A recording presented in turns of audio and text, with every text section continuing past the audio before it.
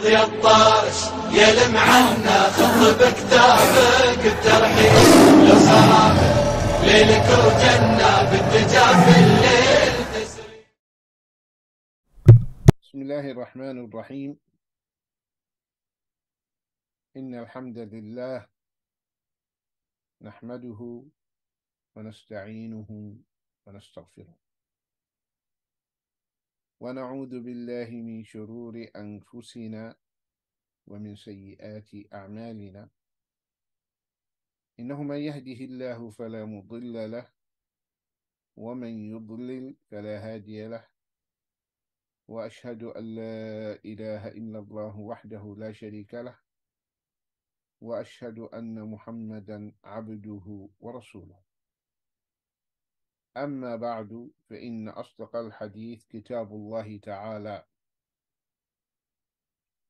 وخير الهدي هدي محمد صلى الله عليه وآله وسلم، وشر الأمور محدثاتها، وكل محدثة بدعة، وكل بدعة ضلالة، وكل ضلالة في النار. أما بعد, my dear brothers and sisters in Islam, today is our weekly class of Ramadan about the Fiqh of Siyam, fiqh issues related to fasting. عن ابن عباس رضي الله تعالى عنهما أن النبي صلى الله عليه وسلم احتجم وهو محرم واحتجم وهو صائم، رواه البخاري. Narrated Ibn Abbas رضي الله عنهما, the Prophet صلى الله عليه وسلم had himself cupped while he was wearing the ihram during Hajj or Umrah, and had himself cupped when he was fasting, reported by Bukhari. Now, this is talks about the hijama, cupping. Okay, the cupping is that the cupper or the hajim, or the hajjam, will make few small cuts with the blade in certain areas that have the experience and the expertise, and they know for this particular sickness where to extract the blood, the spot. In the past, they used to use the horn, okay, of an animal, and the cupper will be sucking the blood. Nowadays, things developed and no need for that. And especially the Germans, they are experts in this area, and they have manufactured many equipment for this, and they are practicing the cupping in their hospitals. I know a brother who's an expert in cupping. He is based in Qatar. The Germans, they would invite him to come to Germany to lecture about cupping because he's an expert. So much so in Qatar, they have given him, the government, a place where the people can go there and cup. So cupping is very beneficial. It is from the prophetic medicine. The Prophet ﷺ recommended it, and he also practiced it as mentioned in this hadith. So the cupping that I did it, and I've seen many people, and you can see clots of blood coming out, clots, and you feel your blood circulation, the cycle is reactivated, and you feel you are active. Many people, they have migraine headaches after cupping, it's gone, etc. Because it reactivate the circulation of blood in the body. And the Prophet ﷺ told us certain days to avoid, which is when the moon is full, because there is a relationship with the when the moon is full and the blood cycle in the body. And he recommended certain days. So cupping is sunnah, and the Prophet ﷺ in one hadith he mentioned the cure in three things. The cupping is one of them, and the honey. Take honey.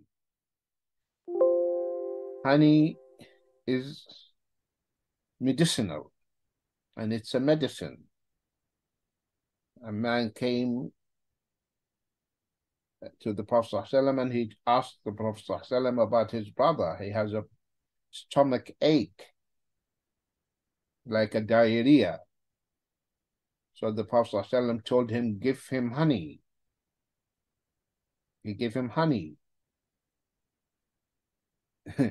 The situation became worse. The motion increased. He came to the Prophet. He said it didn't stop. He said, give him honey. They gave him honey again. He came and said, still the same. He said, give him honey. صدق الله وكذب بطن أخيك. Give him honey, Allah said the truth, which means it is a cure. And the stomach of your brother lied. After the third time, everything stopped. The diarrhea stopped. And he recovered. So the honey is cure. And the ulama deduce from this hadith that the medicine will take its cycle. It is time to become effective. So that to see the effect of the medicine, not after the first dose, it will take time. So after the three times, then the diarrhea stopped. So honey is a cure, the pure honey, and you dissolve it in warm water. If you take a spoon, it's better not to take it like that. You take glass, warm water, dissolve it. Because when you dissolve it, it is as if you had, or if you drink, it's just equal to drinking one glass of honey. And immediately the body will absorb the honey. So the honey is one of the cures the Prophet ﷺ mentioned. And then he mentioned the cupping and mentioned also the cauterization, which means branding with hot needles. This is which we call in Arabic al-kay. Al-kay. And nowadays in medicine advance, they are using different means, but it's still burning. They are burning the certain diseases, certain growth, etc. But the K, which is practiced in many communities, and there are people who are really experts. They know where to put the needle, the hot needle, etc. So cupping is beneficial, medicinal, and you need it,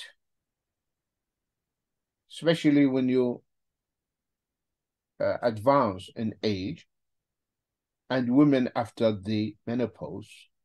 Women before that, they don't need cupping because every month every woman gets her menstrual cycle. So the cycle on the blood cycle is reactivated. So she loses blood every month. But after the menopause, she can also use the resort to the cupping.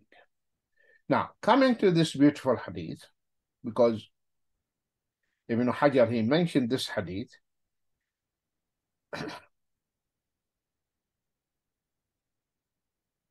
He mentioned this hadith to tell us a ruling, a hukum, about does cupping break one's fast or not. And before we start elaborating on this hadith, I want you to keep in mind, and my dear brothers and sisters, my advice for you, start learning your deen systematic. Learning your deen gradually. Learn your deen with knowing the proofs and the adillah from the kitab and sunnah. For example, this book, as the ulama mentioned, if someone memorizes it, he will become faqih, a jurist. Or you start with Umdat al-Ahkam, okay, because most of the hadith there are from Bukhari and Muslim. But you have to start building your knowledge on solid ground, rather than having just like a culture, bits and pieces here and there. You are not what we call mu'assal, you are not established. So you will be just, when you hear this scholar says this, say, mashallah, mashallah. Then another one will tell you something, oh, mashallah, mashallah, and you will be confused, you don't know. Because you don't have the yardstick. You don't have the criterion. Okay? So, know the hukum, know the ruling based on Kitab and Sunnah, the dalil. What you hear nowadays, this Sheikh will say, this issue, Imam so-and-so said this, Imam so-and-so said this, Imam so-and-so this, and you will be confused. As if all the different opinions are correct and you choose whatever you want. That's not true. Haqq will be only one. How come that you are right, you are right, you are right, you are right? Cannot be. Cannot be. Impossible.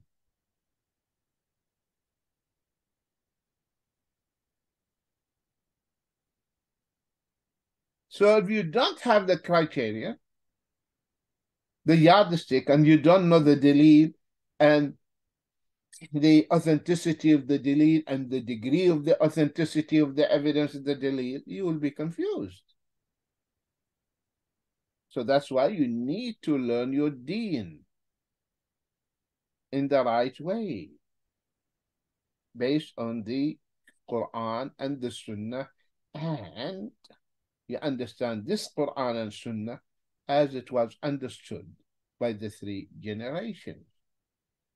It's not enough that you have the knowledge of Kitab and Sunnah and you don't understand it according to the understanding of the Sahaba, Tabi'een, and Tabi'ut Tabi'een.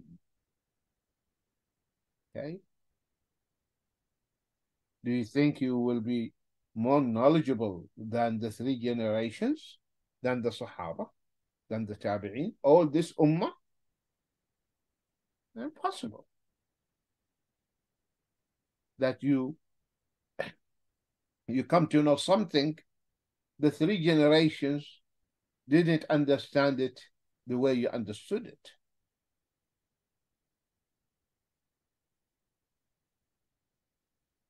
That's why we need to become humble, and learn our deen, and go in a systematic manner, slowly but surely. Slowly but surely. So when you come across, because there's a hadith which is going to come, this is hadith Ibn Abbas, hadith Shaddad ibn Aus is going to come.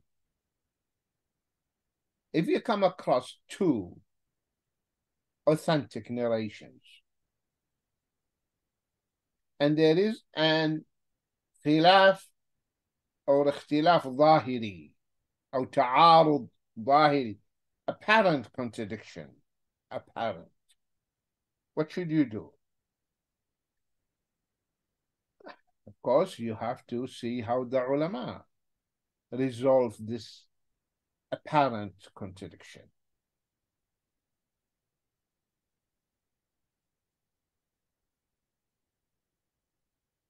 Especially when the two narrations or two hadiths are authentic. So the ulama, they have a criterion they follow. If there is a way of bringing reconciliation between the two narrations and apply them, that's well and fine. For example, one hadith may be general, the other hadith is khas, specific. So they say this specific hadith, okay, and this is a general hadith. So that generality of that particular hadith has to be limited by what is mentioned in this hadith, which is this specific hadith. Okay. So this hadith talks about a particular element, and this hadith about many elements. So yes, we will remove from this hadith that element mentioned in this hadith. For example,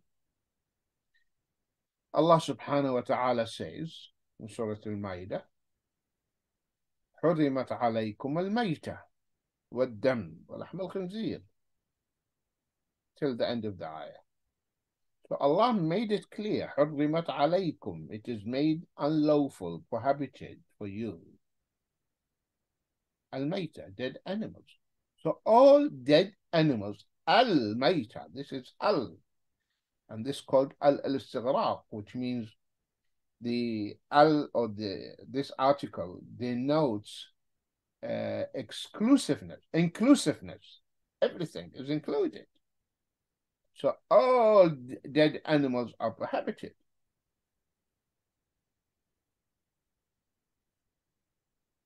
Al-Mayta, all types of dead animals are prohibited. Like when the Prophet ﷺ said, Al-mar'atu awra, Al-mar'a, the entire body of the woman is awra, except in the salah, her face and her hands. Outside the salah, you know the difference between Muslim scholars, that the face and the hands are can be shown, though it is better to cover it, and it is sunnah to cover it, and some they are saying it is fard to cover it. And those who are saying it is fard to cover the face and the hands, when you look objectively into the proofs, you'll see. When you weigh the proofs and the evidence, and no scholar says that showing the face and the hands is recommended. No one says that. No one says it is recommended for a woman to show her face and her hand. All of them, they say it is better to cover it. The only difference is showing the face and the hand haram or not recommended. It's better to be covered. So in here Allah says, حرمت عليكم الميتة, so all dead animals are prohibited, and the dam and blood. So this is a clear-cut, explicit evidence in the Quran that all types of blood are haram and all types of dead animals are haram. So this is dalil am, this is general evidence or proof. Now we have to look, is there any exception mentioned? Otherwise, the general text will remain general and should be applied and followed. That every dead animal is haram, every type of blood is haram. But we came across in the Sunnah that there is an exception here. That not all types of dead animals are haram. There are certain living creatures halal, though they are dead. So the Prophet ﷺ said, "Uhillat lana maytatan." Two types of dead animals are made halal, lawful for us. As-samak wal-jarad, fish and locust. And fish here, anything that lives in the sea, living in the sea all the time. Unless it is harmful for your body or poisonous. Otherwise, anything lives in the sea is halal. So the fish you go to the market, it is dead. So it is halal. So this is general, all dead animals. I want you to just put a container and write on it dead. And every animal dead inside. Then the Sunnah said, no. This particular item is halal. And the fish came out. This is what is called in Usul al-Fiqh, takhsis. So the general text now, there is exception. From this set, mathematically, one element is removed from that set, and that is the fish. Then also the locust, the jarad, it is dead inside. No, this should come out. It is halal. So now we have a subset of the fish and the locust halal. The remaining haram. The remaining are haram. Okay. The same thing, another container, blood, all types of blood inside. Then the hadith says, wadaman, and two types of blood. Al-kabid wa-tuhal, the liver and the spleen. So now we come and remove from inside this container and this set of blood, the liver and the spleen. The rest, haram. So this is how the ulama resolve if there is an apparent contradiction. If there is one hadith which is khas and one hadith is am, specific and general. So this specific hadith removes some elements from the set of the general hadith. And the remaining elements will be haram. So this is one way of how the ulama resolve apparent contradictions. The second thing, maybe one hadith is abrogated by another. And there is something called an-nasakh, or abrogation. That this ruling was there, then it is cancelled. And this happens in the Sharia in the early days. There are many examples in the early days of the da'wah. Abrogation. Things that were there. Okay, for example, don't you know that Qiyam al-Layl was fard? Then it was abrogated and became sunnah, recommended. That In the early days, if a man sleeps with his wife and he failed to ejaculate, he would just take wudu, no shower, no need to take a bath. This was there, but it is abrogated. So when you are reading it in the book of Hadith, you should know that it is abrogated. Not you say, oh, see, huh? It is there, authentic. And you carry on with your wife, fulfilling your biological needs without taking showers. That's why, my dear brothers and sisters, it's not enough to have the copy of Bukhari and Muslim in your library and you follow it. No. You need to have ulama to explain to you. You need to have the books of the explanations of the shuruh. Fath al-Bari, Sharh Muslim, Nawawi on Muslim, Tuhfat al-Ahwadi, Awn al-Ma'bud, Sharh Abu Dawud, all the books of shuruh. And that's not enough. You need a scholar also to explain to you the shuruh, the explanation, because sometimes you will not understand the statement of the commentator or the sharh. Okay, that's why you need to refer to the ulama all the time. So that is one way. Is this hadith abrogated or not? And of course, the issue of the abrogation, it is just not easy to say, oh, this hadith is abrogated. No. You have to prove. You have to prove that this hadith was said after this hadith, after it. So the date. So now we know the latter abrogated the former. You have to keep that in mind. Without producing the date, your claim that this hadith is abrogated will not be accepted.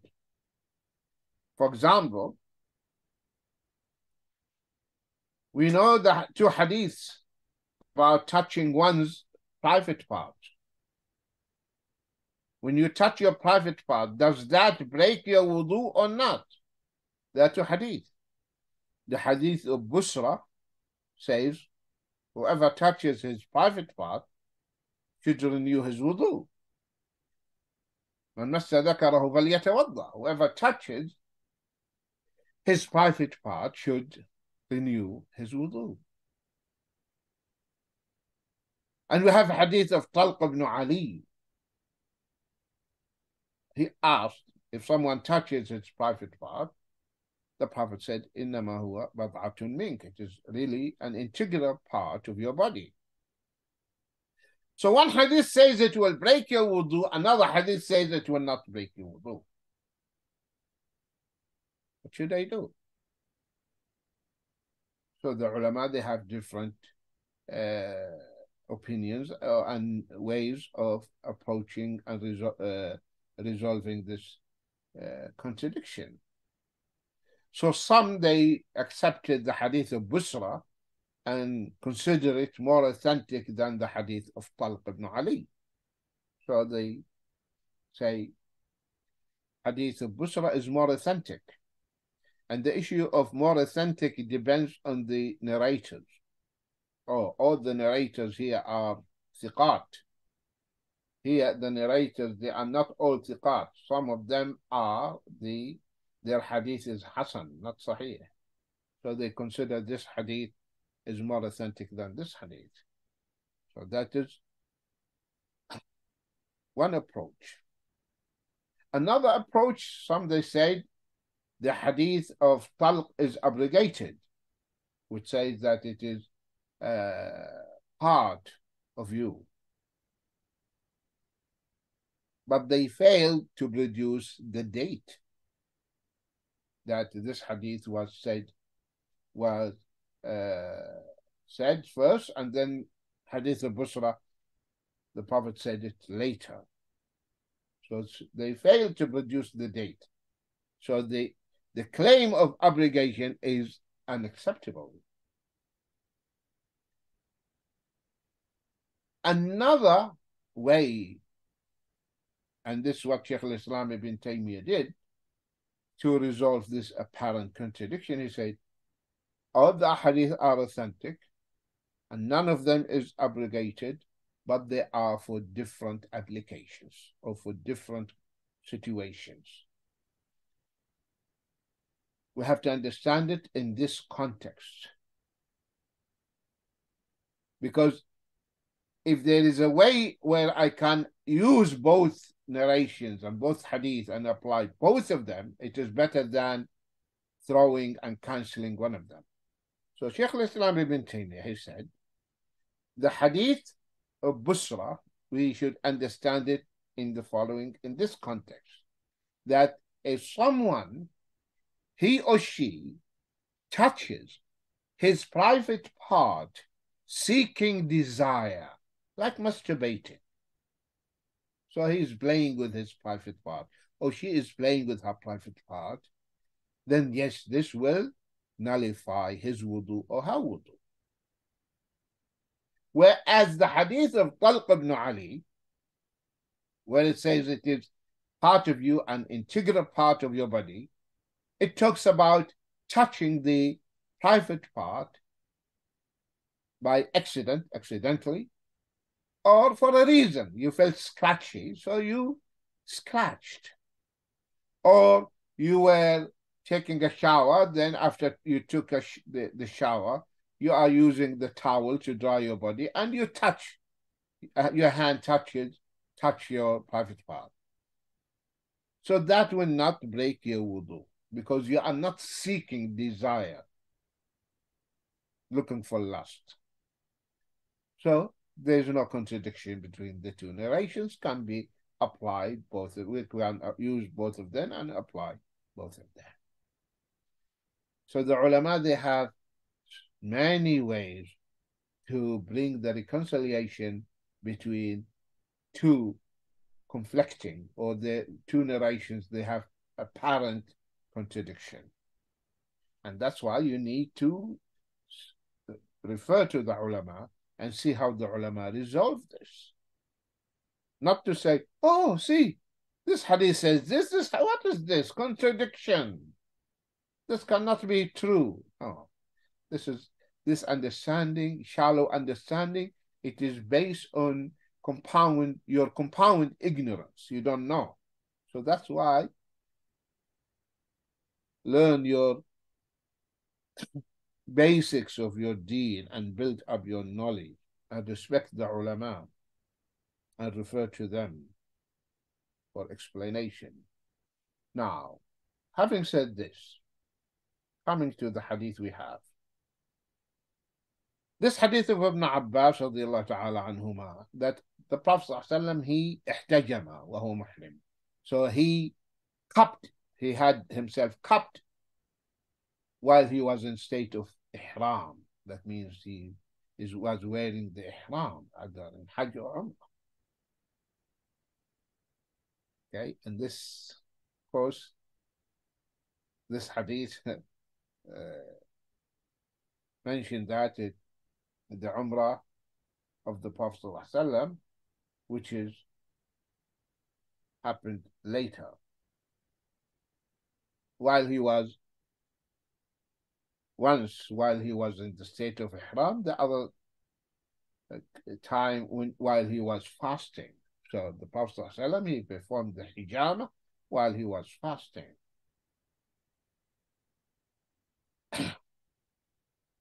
So the ulama, they consider this hadith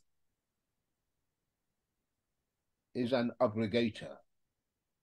Abrogated the following hadith of Shaddad, because it was said later on.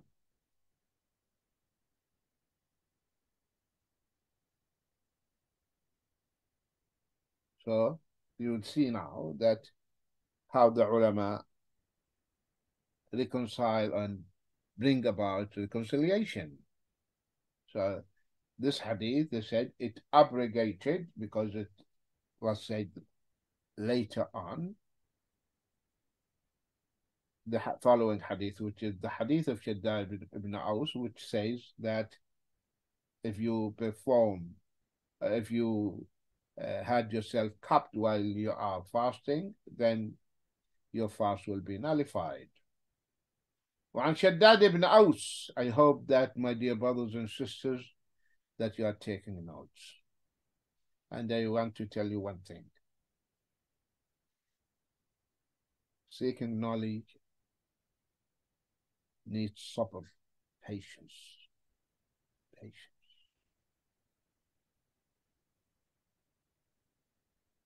And it needs also time. You will not acquire the knowledge overnight. Only by time the knowledge will be accumulated. It's not like fast food. And you will not build your knowledge by just listening to lectures and going to YouTube and all that stuff and listen to this and this and this. You will not. Knowledge, you have to sit down in the study circles with the ulama. You have to open the books. You have to start writing and taking notes and memorizing and mastering the prerequisites and the what we call ulum al-ala, the instrumental sciences, the sciences that are considered to be instruments or tools that will enable you to understand the Kitab and Sunnah. You need to, Arabic is the key. Arabic. You don't know Arabic? Forget about it. Your knowledge will remain superficial. I'm telling you. I'm not exaggerating. This is the fact. Your knowledge will remain superficial if you don't master Arabic. Because you will be just reading translations. How can you be sure that what this translator said is the accurate meaning?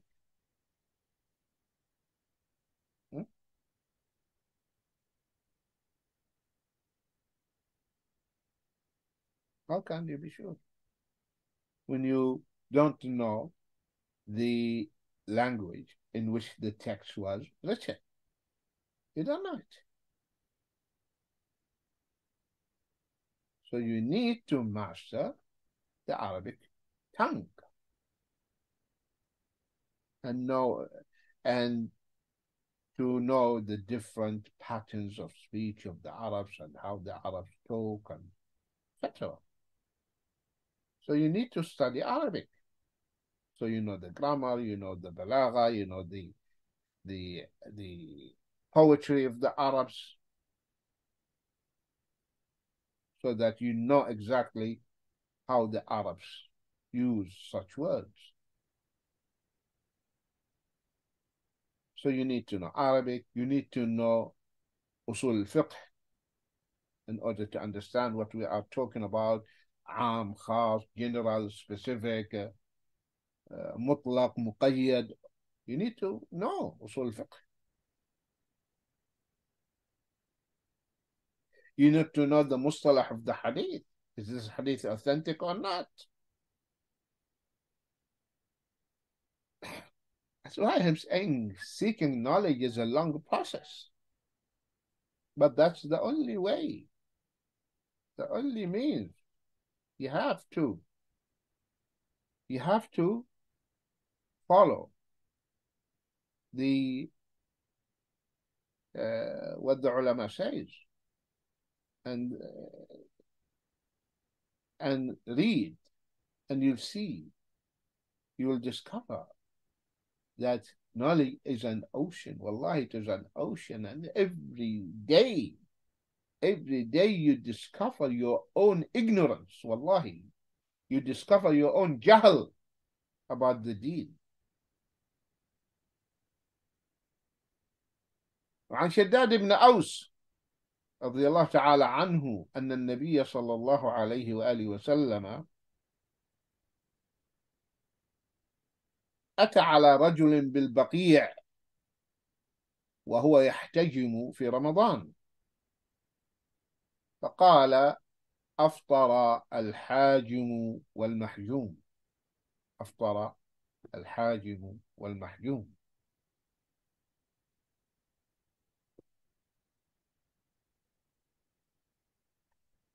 فقال: أفطر الحاجم والمحجوم، رواه الخمسة إلا الترمذي، وصححه أحمد بن خزيمة وابن حبان. شداد بن أوس رضي الله عنه said, the Prophet ﷺ came across a man in Al-Baqi' who was being cupped in Ramadan.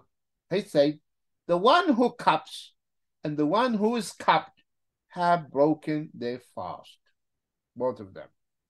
Reported by Al-Khamsa, the five, and when we say the five, that means the compilers of the Sunan, Nasa'i, Tirmidhi, Abu Dawood, Ibn Majah, and Ahmad, the five. Except at Tirmidhi. So this terminology is used by Ibn Hajar in Bulugh al-Maram. So, and he mentioned this in the beginning, that when I say the Khamsa, the five, I mean this, etc. That's why when you read a book, see the terminologies that the author uses in his book, and he would mention that in the beginning. So it is mentioned by the compilers of the Sunan. Imam Ahmad authenticated this hadith in his Musnad, Imam Ahmad ibn Hanbal.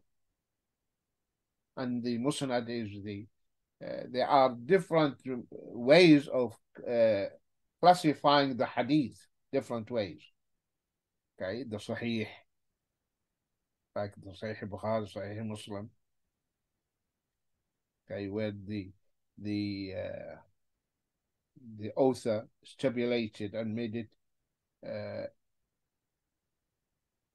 incumbent upon himself that he would only mention authentic hadith, Sahih, like Bukhari and Muslim.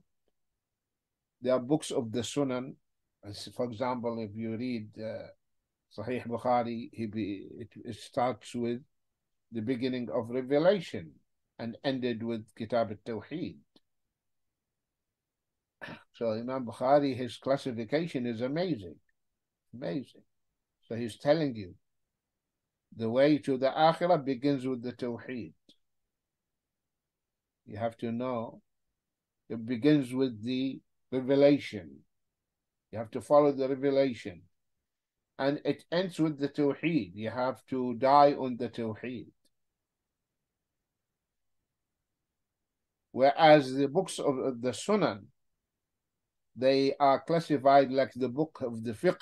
So they will start with the ibadat, salah, and they will start with the tahara, the waters, and etc. That's the books of the Sunan. And the Masanid, Musnad, like Musnad Imam Ahmad, Musnad Abi Awana, etc. They mention the hadith according to the Sahabi. The Sahabi. So Imam Ahmad will start Musnad Abi Bakr as-Siddiq. So all the ahadith reported by Abu Bakr. Then that's how Imam Ahmad classified his book, the Musnad. And alhamdulillah, recently it has been checked by Sheikh Al Amry. So all the Musnad, mashallah, now all the narrations are checked. Ibn Khuzaymah, he called his book also Sahih, but not everything in his book is Sahih, authentic. Ibn Hibban also Sahih Ibn Hibban, but also you'll find some weak narrations because their criterion, okay, is not as strict as the criterion of Bukhari and Muslim. But the hadith is authentic. So now we have this hadith that the Prophet ﷺ, he passed by these two men and he said both of them their siyam, their fast has been broken and nullified. Nullified. أفطر الحاجم والمحجوم. الحاجم والمحجوم. So both the one who cups and the one who is cupped have broken their fast. So now the ulama, the way they explain this hadith, they said, here the Prophet ﷺ, he said, both of them, the fast is broken or nullified. It's either because the cupper, okay, might take some blood while using the horn, and that will break his fast. And the one who is cupped, he will become weak. So they say this hadith talks about that the Prophet said, Aftar al-Hajim wal-Mahjum. That means here this will lead to the break of their fast, because the one who cups might take some blood and that will nullify his fast, and the other one who will become weak, the one who is cupped will become weak, and then due to the weakness he will break his fast. So this is one explanation was given. The other explanation, they said, no, this hadith is abrogated.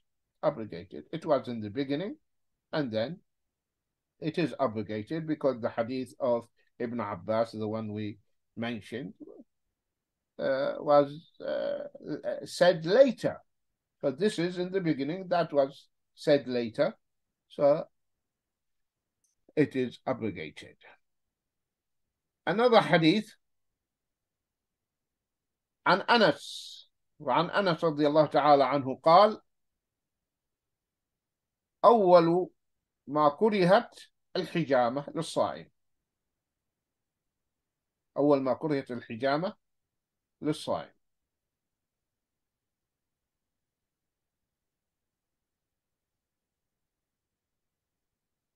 And this hadith is authentic. أول ما كرهت الحجامة للصائم أن جعفر ابن أبي طالب احتجم وهو صائم، فمر به النبي صلى الله عليه وسلم فقال أفطر هذان، ثم رخص النبي صلى الله عليه وسلم بعد في الحجامة للصائم. وكان أنس يحتجم وهو صائم، رواه الدارقطني وقواه. The meaning, Anas radiallahu anhu narrated the first time when cupping for one who is fasting was disapproved was when Ja'far bin Abi Talib had himself cupped while he was fasting.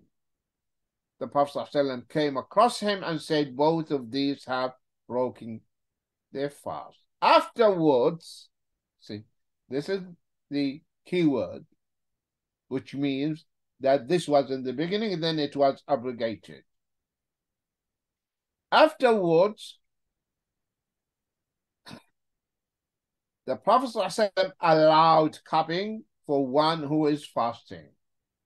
Anas used to have himself cupped when he was fasting.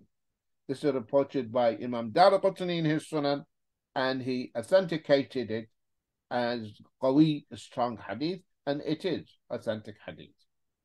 So now this hadith helps us to understand that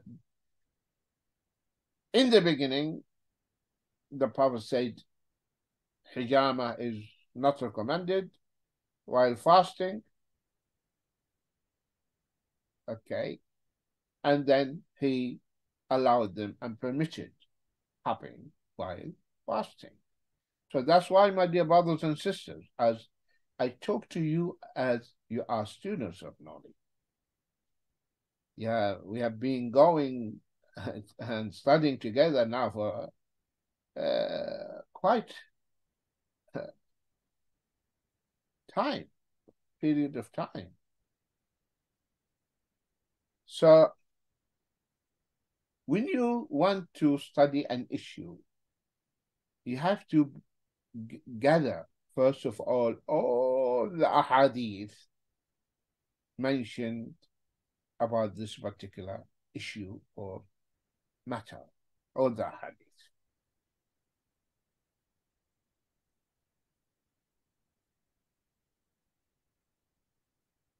You have to get all the hadith and then see the hadith, all the hadith mentioned.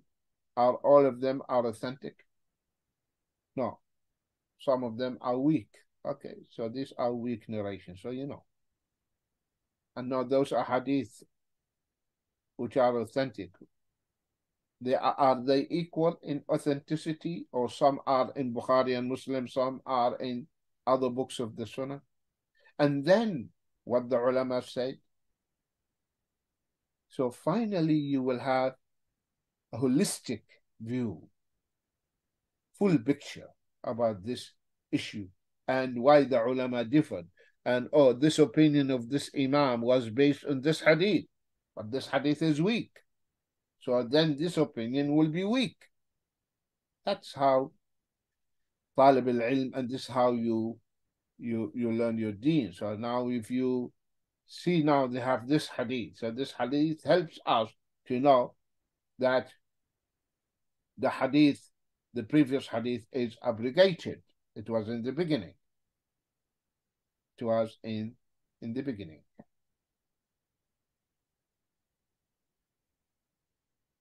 وعن عائشة رضي الله تعالى عنها أن النبي صلى الله عليه وسلم اكتحل في رمضان وهو صائم.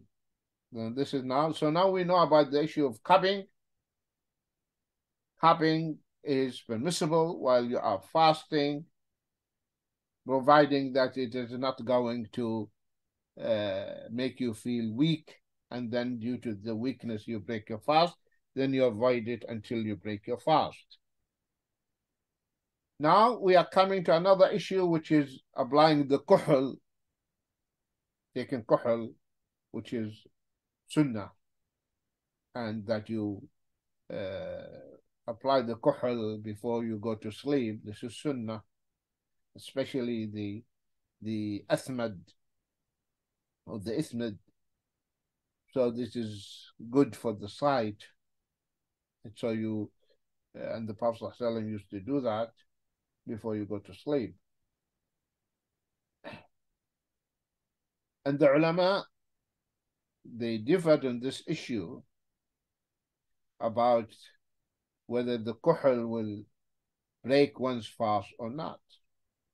Because to them, whatever goes into the body, that will break the fast. So the kuhl, all these are openings, they have connection. So you might taste it. If you put something, eye drop in your eye, you might taste it in your throat.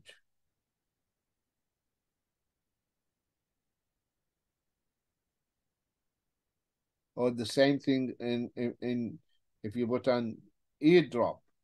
Of course, you should not taste it, but if there is a problem with the eardrum, then you might. Okay. Before we delve and elaborate here, for the layman, what to do? The layman should avoid all these controversial issues between scholars. Someone of the ulama saying the kuhl will break your fast, avoid it. Don't use it during the day. Okay. Eye drops, avoid it. Ear drops, avoid it. Unless there is need, you have to take it. So this you will be on the safe side. And I mentioned many times, and this is what I learned from my Sheikh.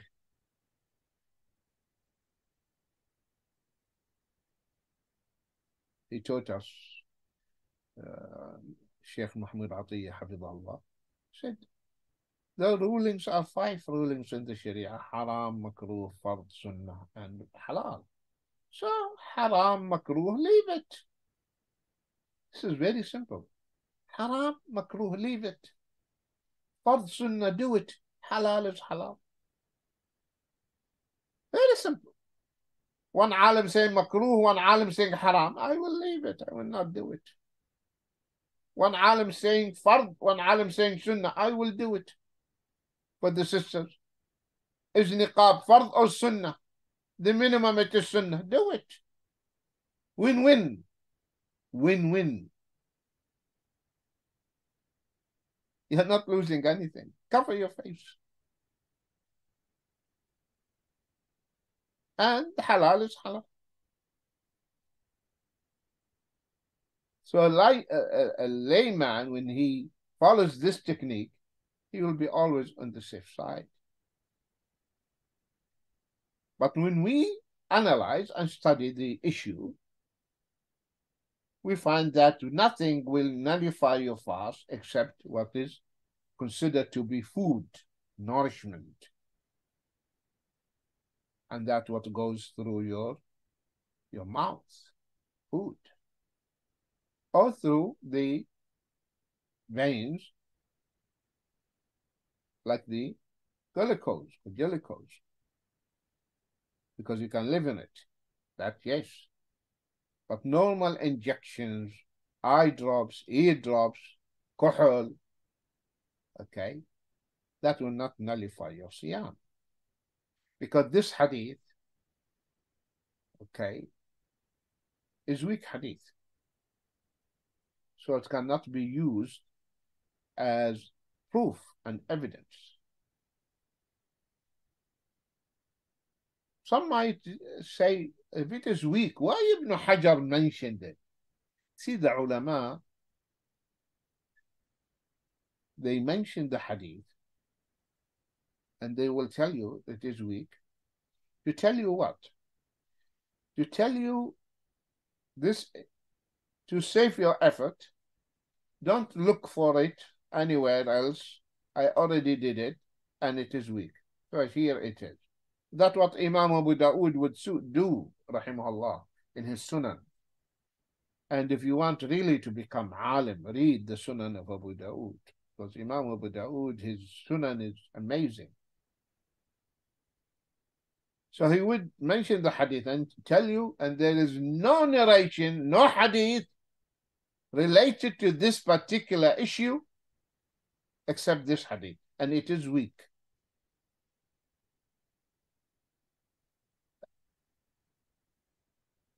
So he saved you, he saved your effort and tells you don't waste your effort. I already did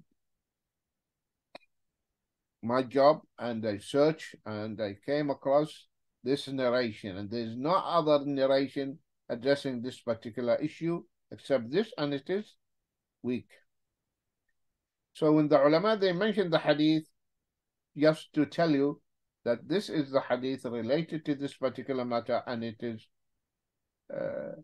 weak, like here Ibn Hajar mentioned. أن النبي صلى الله عليه وسلم اكتحل في رمضان وهو صائم رواه ابن ماجه بإسناد ضعيف. So this hadith is reported by Ibn Majah, and the isnad is weak. وقال الترمذي لا يصح فيه شيء. Imam Tirmidhi said there's nothing.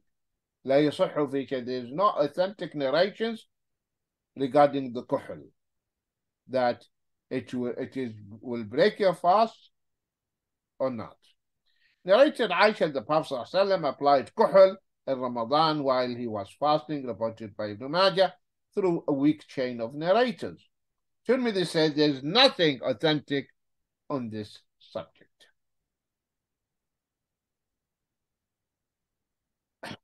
وعن أبي هريرة رضي الله تعالى عنه قال قال رسول الله صلى الله عليه وسلم من نسي وهو صائم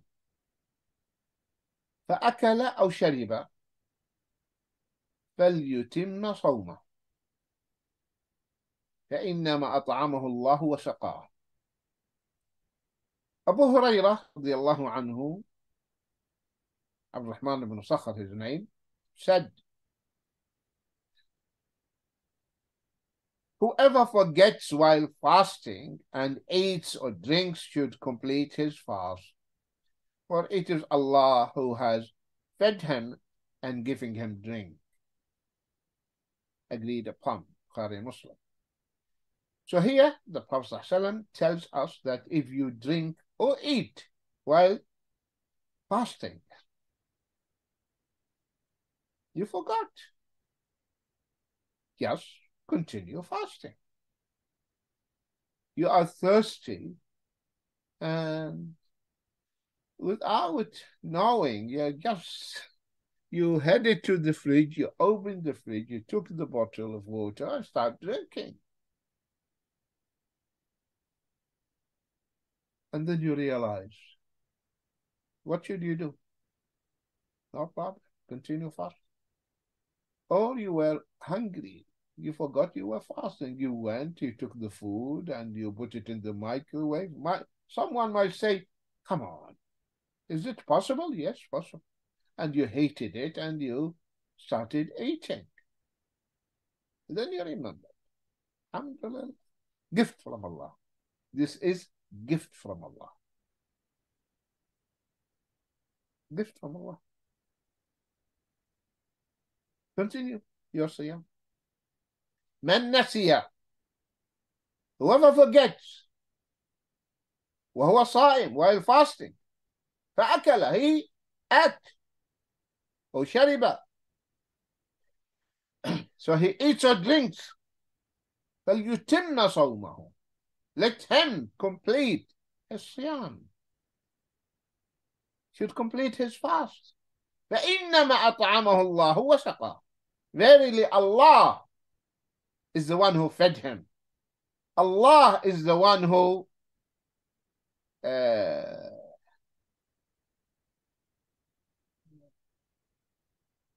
made him drink and giving him drink.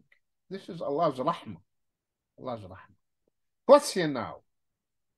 If I see someone in Ramadan drinking or eating, should I remind him or keep quiet?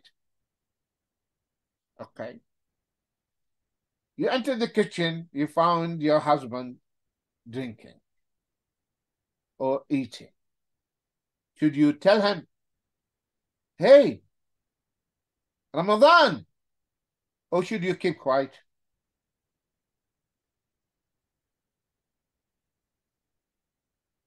Some they say, keep quiet. Allah is feeding him. Our Sheikh Al Uthaymin said, no.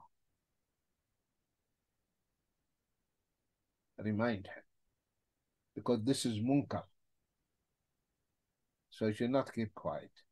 So tell him, hey, you forgot it is Ramadan, so you remind him.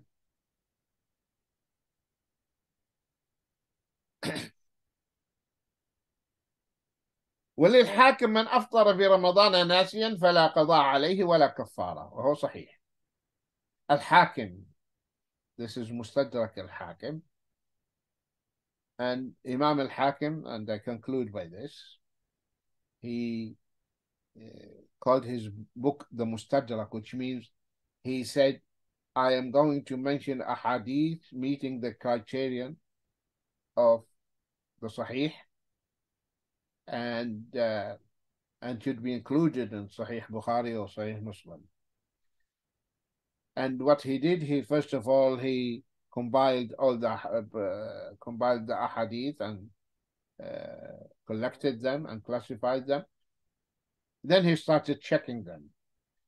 So during this process, some ahadith were not authentic in Mustadrak al-Hakim.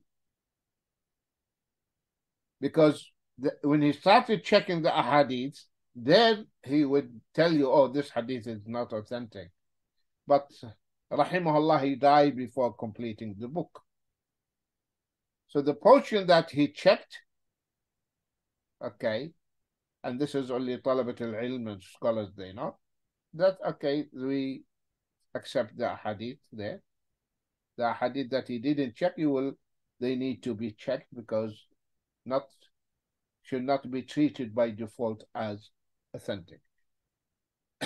But here, this narration is authentic. Man aftara fi Ramadana nasiyan fala qada alayhi wala kaffara. Whoever breaks his fast forgetfully, he forgot, does not have to make up for that fast, qada, making up, nor expiate kafara for it. So this is from Allah subhanahu wa ta'ala. This is a gift. May Allah subhanahu wa ta'ala forgive us all the time. And may Allah subhanahu wa ta'ala increase our knowledge in the deen. Ameen. And may Allah subhanahu wa ta'ala keep us remain steadfast on this beautiful deen until we meet Allah and find Him pleased with all of us. Ameen. May Allah subhanahu wa ta'ala unite our ummah on the haqq, and may Allah unite our hearts on the haqq, and may Allah subhanahu wa ta'ala reward all of you, my dear brothers and sisters, immensely for your patience and attendance. بارك الله فيكم جزاكم الله خيرا والسلام عليكم ورحمة الله وبركاته. Ameen wa alaykum assalam wa rahmatullahi wa barakatuh. Jazakumullahu khair, Sheikh, for today's lessons and reminders in our series for Ramadan. I wanted to make a quick announcement for those of you who are watching that next week, around Friday, will be Eid, inshallah. So we will not be having our sessions on the weekend. But inshallah, the following week we will be back. And stay tuned in the WhatsApp group specifically by texting the Al Fitrah phone number, which has been sent in the live chat. Text that phone number to join the group chat, just so that you stay notified of what the plans are, etc. And these sessions, the timings on the sessions, etc. All of that. I also want to say that you can send your questions in the WhatsApp group. And you can send them in the live chat as well, and inshallah someone will forward them through. Sheikh, our first question for today is asking about the eyebrows. We know that the plucking of the eyebrows or the shaping of them, etc., is completely haram. And the question I would like to know, what about the thickness of it, or where there is excess in the middle area? If the two eyebrows are joined together, that hair in between can be removed, because that makes a woman looks ugly. So here, what is in between, she can remove it. Okay. Regarding they are thick, can she remove? No, she should not remove, because the hadith is talking about plucking, unless if there are few hairs, for example, coming down and affecting her looking and seeing things. Those few hairs that are sticking out or falling down can be removed. Okay, what she can do if her eyebrow is thick, some women, they do something coloring, so that they look okay, she looks presentable, but she doesn't remove the hair. But she will put certain color, so it will look like that is part of it's her skin and her eyebrows, they appear and they look normal, inshallah. Next. Jazakumullahu khair. The next question is asking, Sheikh, if someone is sick and the fast is beginning and Fajr has begun, but they had forgotten to take their pill, for example, the antibiotics, etc., and they had taken it shortly after Fajr had begun, does this invalidate their fast? The answer yes, because now after the Fajr and you are taking it with water, and of course, should not take it. But if you did this by mistake and ignorance, that's different. But if you know, okay, it is time and you know this is going to break your fast and you took it, no, then you have to make up and fast another day. I hope this is clear to the questioner. Jazakumullahu khair, Sheikh. Another question with the suhoor is when the person is eating and it reaches the time of Fajr Salah, if I am still eating, how long do I have, or how long should I be taking if I've got like a bigger meal, for example? How long do I have to finish this food before I can't anymore? You can eat and drink until you hear the adhan.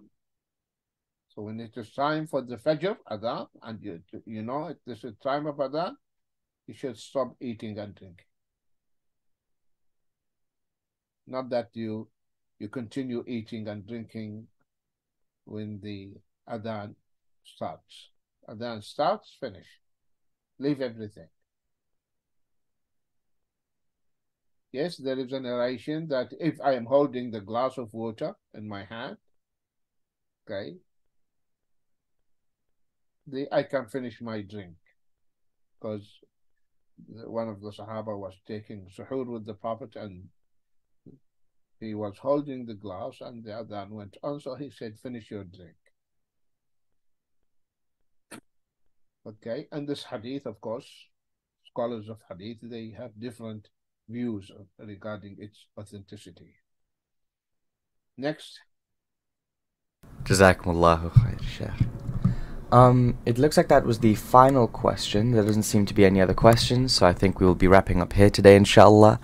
For those of you watching, I just wanted to quickly mention that all of these sessions that we have dedicated playlists, and so if you have missed any sessions or would like to rewatch, you can find each allocated session in its own playlist. The Matters of the Heart playlist, the Fundamentals of Tawheed playlist, and the Fiqh of Siyam playlist. All of these 3 sessions have their own playlist. You can watch and rewatch any episodes in order as well, inshallah. So you can find those on the YouTube channel. And I also wanted to say, please don't forget that next week we will not be having the session, but tomorrow, inshallah, Sunday, we will be having, inshallah, our Matters of the Heart session. Tune in at 2 o'clock UK time. And Sheikh, if any final words, I can pass it over to you.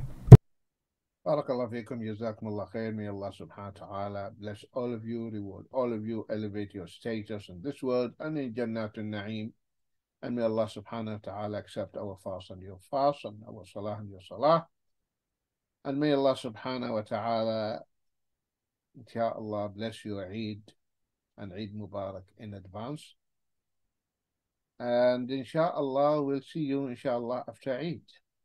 May Allah subhanahu wa ta'ala protect you, and may Allah subhanahu wa ta'ala guide all of us, and may Allah subhanahu wa ta'ala unite our ummah on the haqq and on the truth. Ameen. Until we meet inshallah in the coming sessions, I leave you in Allah's company and protection. Bihifdhillahi wa ra'ayatihi. Assalamu alaikum wa rahmatullahi wa barakatuh. Ameen. Wa alaikum assalam wa rahmatullahi wa barakatuh.